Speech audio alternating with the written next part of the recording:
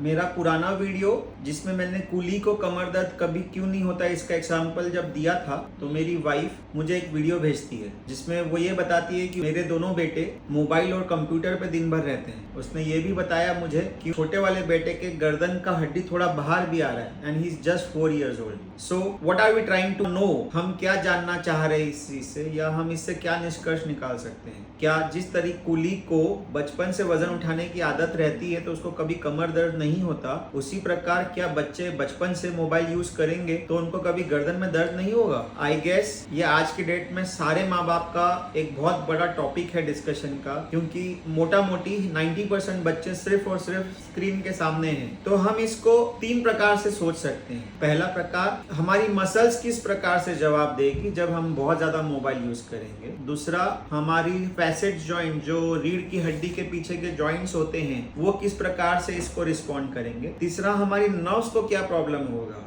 चौथा, क्या ये हमारे लिए एक बहुत बड़ा रेड अलार्म है। मुझे कभी कभार ये लगता है कोविड में जितने लोगों के साथ हादसा हुआ था उससे बड़ा हादसा ये कोविड ने हमारे लिए छोड़ के दिया है, क्योंकि पोस्ट कोविड सारे ही लोग स्क्रीन के सामने हो गए। चलिए इस पे हम समझते हैं कि हमारे मोबाइल से हमारे गर्दन पे क्या असर होता है। ये हमारा एक रीढ़ का हड्डी का स्ट्रक्चर है जो कि प्लास्टिक से बना हुआ है। ये ऊपरी भाग एक प्रकार से ये कह सकते हैं कि स्कल है, इसमें ब्रेन होता है। एक एवरेज इंडियन का वजन इस पार्ट का 5 किलो होता है। तो जब हम गर्दन को सीधा रखते हैं इस प्रकार, तो ये 5 किलो वजन इस पे आता है और हमारा स्पाइन उस चीज के लिए बना हुआ है। पर हम जैसे जैसे हम इसको एंगल बढ़ाएंगे ये 5 किलो का वजन बाय साइंस ये बढ़ते जाता है। जैसे अगर हम 15 डिग्री सामने मोड़ते हैं तो ये वजन अब 5 किलो नहीं रहा, ये लगभग 16 से 20 किलो हो गया। तो हम लोग जब हमारा मोबाइल यूज करते हैं तो भी normally flex our neck 15 degree, 20 degree, 30 degree, कोई लोग 60 डिग्री भी मोड़ लेते हैं। तो अब होता क्या है कि हम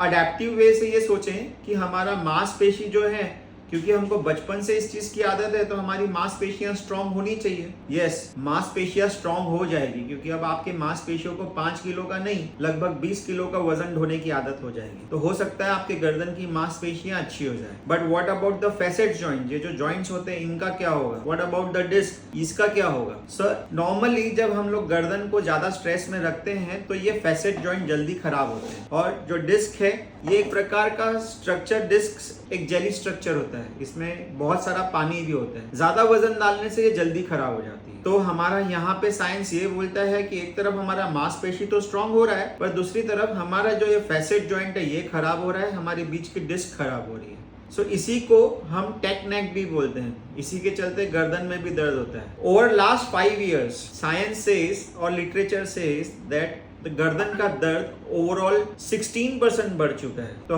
क्या हमने ये अनुमानित करना चाहिए कि बच्चों में ये 16% ना होते हुए हो सकता है 40% हो जाए? To certain level yes. And मेरा मानना ये है कि आज की डेट में पढ़ाई से ज्यादा ये बहुत बड़ा एक इम्पोर्टेंट मुद्दा है जिस पे सब लोगों ने विचार करना चाहिए कि हमने हमारा स्क्रीन टाइम कितना रखें। गूगल बोलता है कि एवरेज इंडियन का स्क्रीन टाइम 4 hours है, और जो मैं मेरे घर में देख रहा हूँ मेरे दोनों ही बच्चों का screen time is more than 4 hours। Heads of कि बड़ा वाला जो मेरा बेटा है वो फिजिकल एक्टिविटी में बहुत इन्वॉल्व है, तो दोनों को बैलेंस हो जा रहा है। एक तरफ वो फिजिकल एक्टिविटी करके अपने गर्दन को, अपने बॉडी को मेंटेन कर रहा है, दूसरी तरफ मोबाइल देख के वो अपनी गर्दन को खराब कर रहा है। बट अगर हम सिर्फ एक तरफा चले, हमने अगर सिर्फ हमारे गर्दन के तरफ गलत तरीके से यूज करने से हमारा गर्दन डेफिनेटली खराब होगा। जो आज सर्वाइकल स्पॉन्डिलाइटिस हमें 50-60 की एज में दिखती है वो हो सकता है 40 की उम्र में ही देखने मिल जाए, या हो सकता है 25 की उम्र में भी देखने मिल जाए। साथ ही साथ हमारे जो गर्दन का कर्व है ये खराब हो जाए। इसके चलते हमारा गर्दन का दर्द और बढ़ेगा, क्योंकि हम हमारा